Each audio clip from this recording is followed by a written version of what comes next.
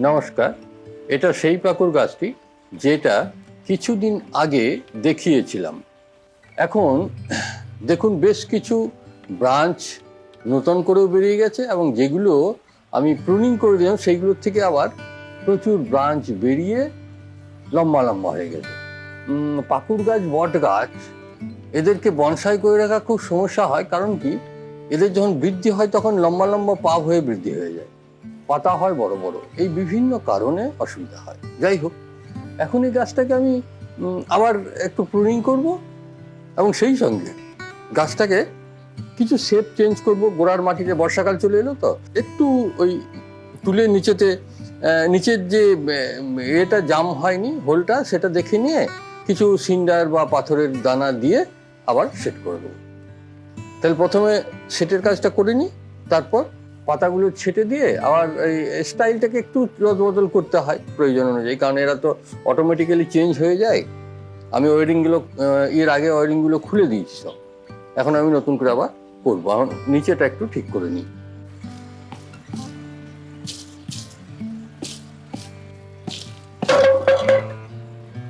দেখছেন, এটাকে আপাতত কাটার ব্যবস্থা করতে।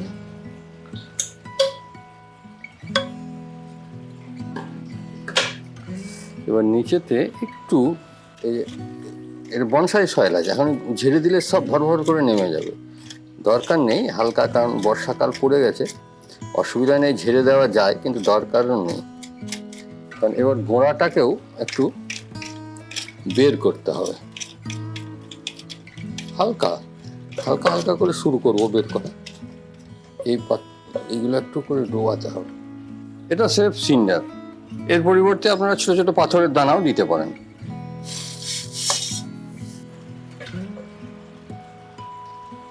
এখন বর্ষাকাল, জুলাই মাস চলছে, এখন শুধুই সিন্ডারটা দিয়ে দিচ্ছি, এর সঙ্গে কিচ্ছু মিক্সচার নেই।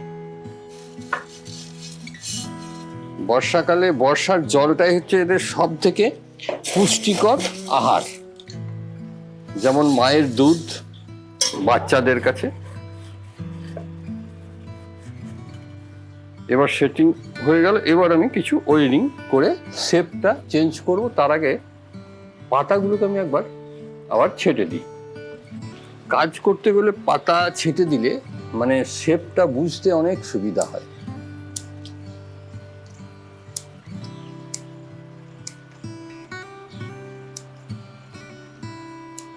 মানে ডাঁটিগুলো একটু করে রেখে ছাড়বেন, কারণ গোড়াতে যে কলিটা থাকে যেটা বেরোবে, সেইটা কেটে গেলে তাহলে সেখান থেকে আর ব্রাঞ্চ বেরোনোর সম্ভাবনাটা চলে যায়। আপাতত এটা থাক। এইটাকে যদি আমি আর একটু নিচের দিকে নামিয়ে দিই, কারণ কি আমি এবার এই ব্রাঞ্চগুলো ঘোরাতে শুরু করব। এটা আমি অনলাইন থেকে আনিয়েছিলাম, তো ওরা 3mm বলছে, আবার আমাদের যখন দোকানে কিনতে যাচ্ছি এইটাকেই 4mm বলছে। আসলে গেজ দিয়ে মাপলে অরিজিনালটা পাওয়া যায়, গেজ আমার কাছে আছে, কিন্তু ওই কে আর দেখছে, ঘটনা হচ্ছে ওদের কথা অনুযায়ী চলছে। তবে আমরা যখন কিনি তখন হাতে করে দেখে কিনি। এটা আগে দেখুন এই দিকে দেওয়া ছিল আগেকার ওয়েডিংটা, এটাকে আমি ভাবছি এবার এই দিক থেকে দেবো, তাহলে কি হবে, আর কোনো রকমের দাগ পড়ার সম্ভাবনা থাকবে না।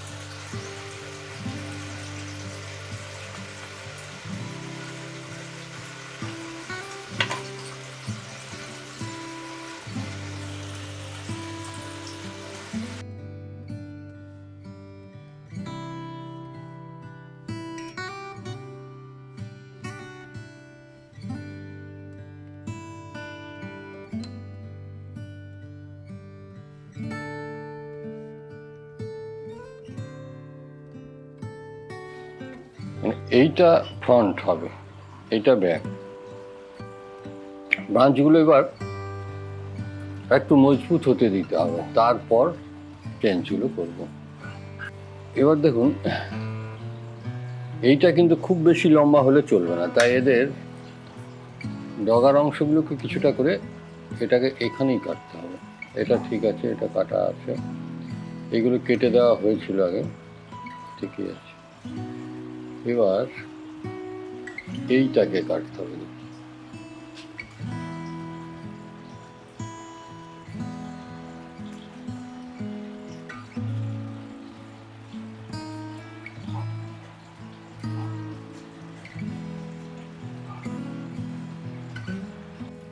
এইভাবে সময় সময় কাজ করেই যেতে হবে। এদের কাজে একটু গাফিলতি করেছেন কি হয় গাছ মারা যাবে, না হয় কাজটা ভালো হবে না। এটাকে দেখুন বনসাইয়ের রুল মেনেই এই শৌখিনতাটা আনা হচ্ছে। আমি যদি বনসাই রুল মেনেই আমি একটা শৌখিন করে গাছটাকে তুলতে চাই, তাহলে অসুবিধাটা কোথায়? ধন্যবাদ।